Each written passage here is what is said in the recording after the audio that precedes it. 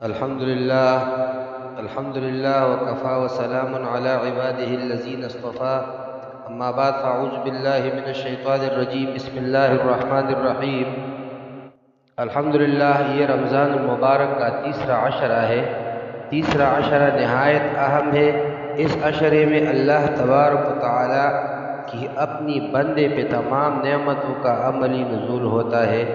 رحمتوں اور بخششوں کے پہلے دو عشروں میں ہماری عبادتیں و ریاضتیں اس تیسرے عشرے میں دوزخ سے نجات کے حصول تک پہنچ جاتی ہے۔ رمضان کے مہینے کا یہ تیسرا عشرہ بے حد قیمتی عشرہ ہے۔ احادیث میں ذکر ہے، حضرت عائشہ صدیقہ رضی اللہ تعالی عنہا فرماتی ہے، کان اذا دخل العشر الاخرہ شد منزرہ واحیا لیلہ وایقظ اہلہ۔ جب آخری عشرہ شروع ہوتا ہے تو آپ صلی اللہ علیہ وسلم کمر بستہ ہو جاتے تھے، سارے رات جاگتے اور گھر والوں کو بھی جگاتے تھے۔ صحیح بخاری حدیث نمبر 1884، صحیح مسلم حدیث نمبر 2008۔ کان یخص العشر الاواخر فی رمضان باعمال لا یعملها فی بقیۃ الشہر۔ بعض اعمال کے لیے آخری عشرہ کو خاص فرما لیتے تھے اور مہینے کے باقی دنوں میں وہ اعمال نہیں فرماتے تھے۔ رمضان کے آخری عشرے میں کی جانے والی دعائیں رب کریم کی حضور قبولیت کی زیادہ قریب آ جاتی ہے۔ اس عشرے کی فضیلت اس لحاظ سے بھی ہے کہ اس آخری عشرے میں لیلۃ القدر یعنی عزت و تکریم والی رات کا آنا بھی ہے۔ شب قدر ایک ایسی رات کہ جس میں کی جانے والی عبادت کا درجہ 1000 مہینوں کی راتوں کی عبادت کے مطابق ہے۔ آخری عشرے میں ہمیں لیلۃ القدر کی تلاش کرنا ہے۔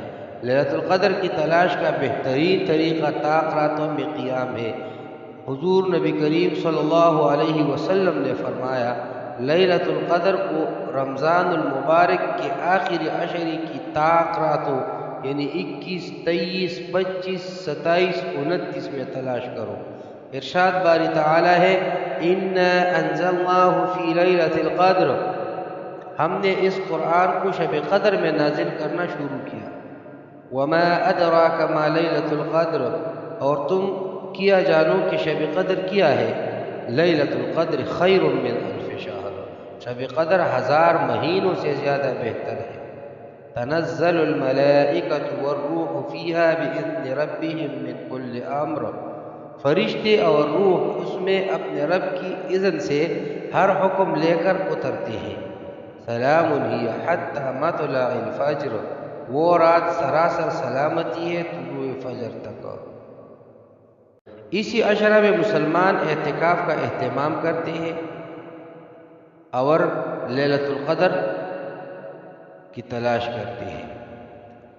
بہرحال اس تیسرے عشرے